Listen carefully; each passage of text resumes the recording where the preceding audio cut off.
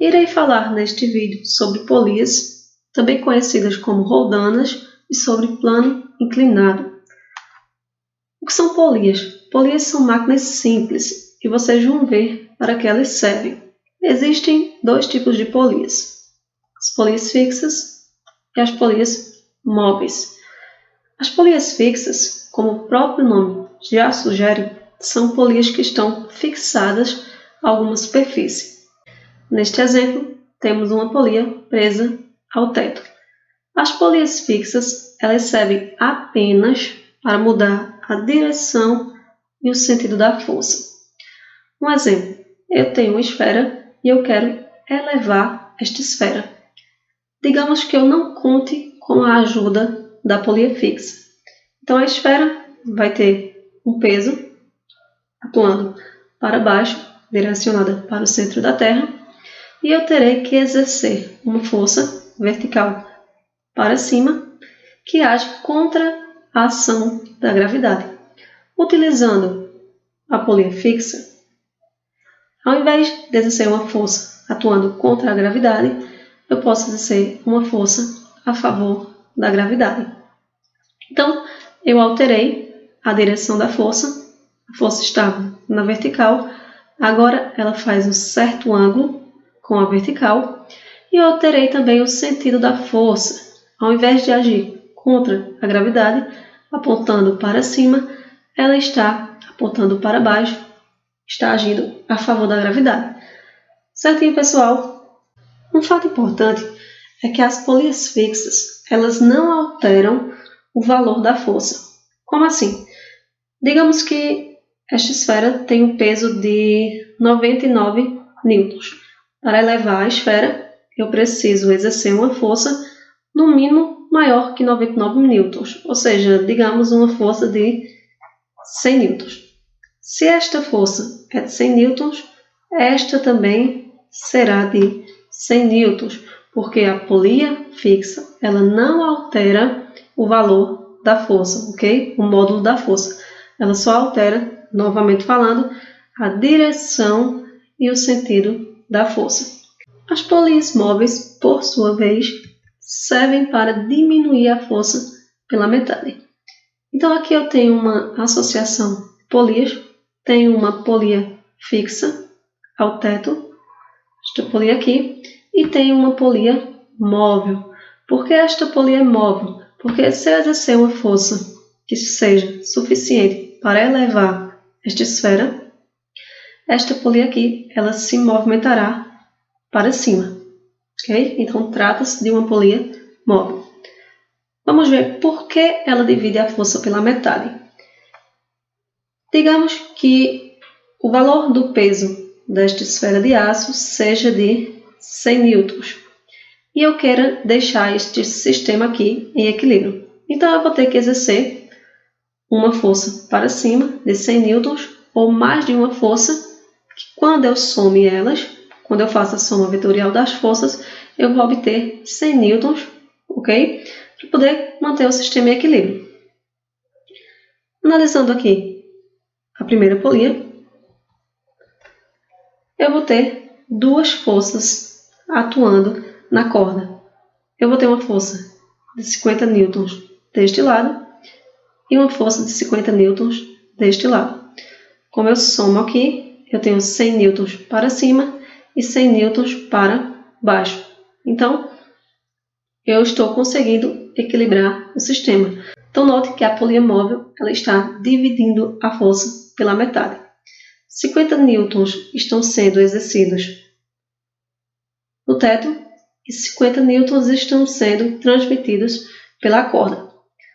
Chegando aqui, nesta polia fixa, eu não tenho uma alteração neste valor. Eu altero somente a direção e o sentido desta força.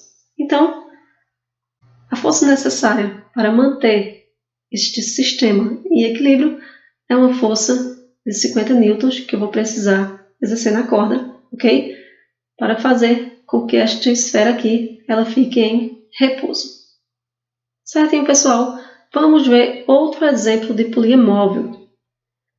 Aqui eu tenho uma associação de 4 polias. uma polia fixa e 3 polias móveis. Polia 1, polia 2 e a polia 3. Por que elas são móveis? Porque se essa força F aqui for suficiente para elevar esta esfera de peso P, estas polias aqui, elas irão se deslocarem para cima, ok? Então, tratam-se de 3 polias móveis e uma polia fixa. Digamos que o peso deste objeto aqui seja 100 newtons e eu queira equilibrar este sistema. Então, analisando a polia móvel 1, eu terei 2 forças para cima. Então, aqui eu vou ter 50 newtons e aqui eu vou ter também 50 newtons, ok? Estes 50 newtons estarão sendo exercidos no teto e estes 50 newtons aqui estarão sendo transmitidos pela corda e chegando na segunda polia. A segunda polia móvel está chegando a 50 newtons, então, para equilibrar, eu tenho deste lado aqui 25 newtons e deste lado aqui 25 newtons, ok? Estes 25 newtons estão sendo exercidos no teto e estes aqui estão sendo transmitidos pela corda, chegando na polia 3. Para que o sistema continue em equilíbrio, eu tenho dividir a força aqui, ó. Então, eu tenho 25 dividido por 2, 12,5 newtons deste lado e 12,5 newtons deste lado. Esta força aqui está sendo exercida no teto, ok? E esta força aqui está sendo transmitida através da corda. Chegando aqui na polia fixa, eu altero a direção e o sentido da força, mas eu não altero o valor. Então, a força necessária para equilibrar este sistema é uma força de módulo igual a 12,5 newtons, ok? Quando eu tenho um peso aqui de 100 newtons. Pessoal, existem questões que vão aparecer mais de 3 polias móveis, digamos 10 polias móveis, 20 polias móveis. Não será interessante desenhar todas as polias e fazer essa análise como eu estou fazendo até agora. Então, o que é que você faz, fera? Você utiliza esta expressão. Então, a força F, necessária para equilibrar um objeto de peso P, ok?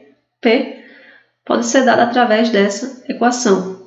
F é igual a P, força, peso do objeto, dividido por 2 elevado a N. Quem é N, pessoal? N é o número de polias móveis. Então, não é o número de polias total do sistema, é o número de polias móveis do sistema, ok? Vamos fazer assim, vamos testar o que a gente estava analisando nesta forma. A força necessária para equilibrar este sistema será igual ao peso da esfera, 100 newtons, dividido por 2 elevado a N. N representa o número de polias móveis. Aqui eu tenho 1, 2, 3 polias móveis, ok? Então, fica 2 elevado a terceiro, que é igual a 2 vezes 2 vezes 2. 2 vezes 2, 4. Vezes 2, 8. Então, eu tenho que F é igual a 100 newtons dividido por 8. Como esperado, a força necessária para equilibrar esse sistema aqui é uma força igual a 12,5 newtons, ok? Então, se eu quero elevar esta esfera, eu tenho que aplicar uma força F maior do que 12,5 newtons. Certinho, pessoal?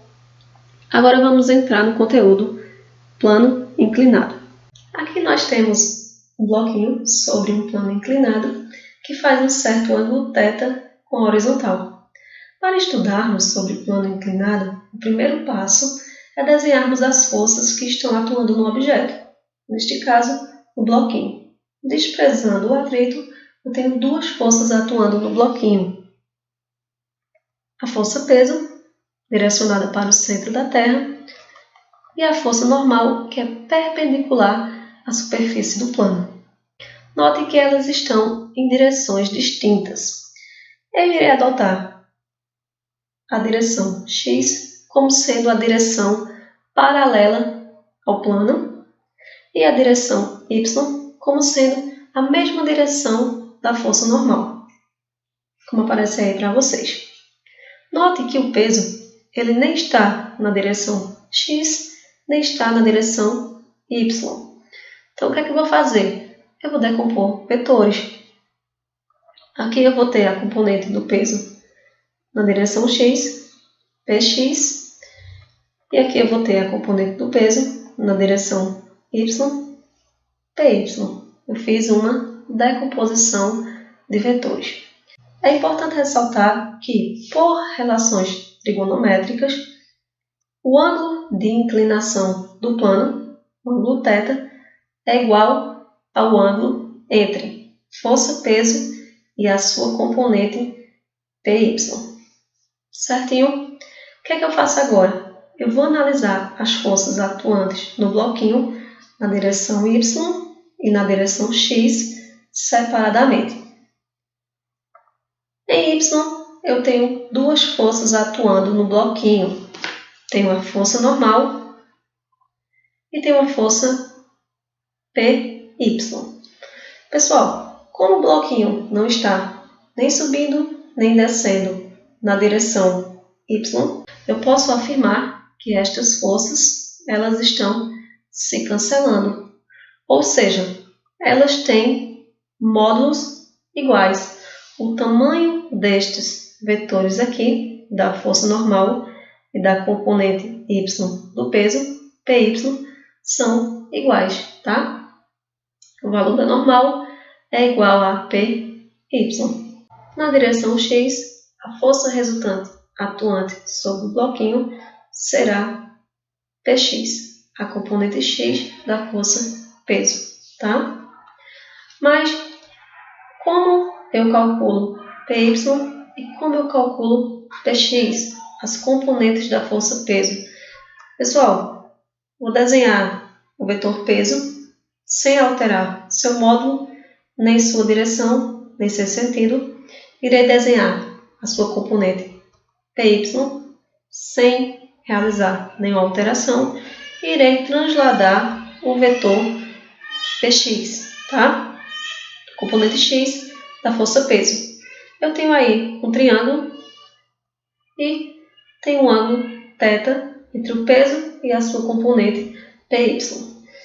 Utilizando as relações trigonométricas de seno e cosseno, nós temos que o seno de θ será igual ao seu cateto oposto, ou seja, o tamanho do vetor px sobre a hipotenusa, que é o tamanho do vetor PE.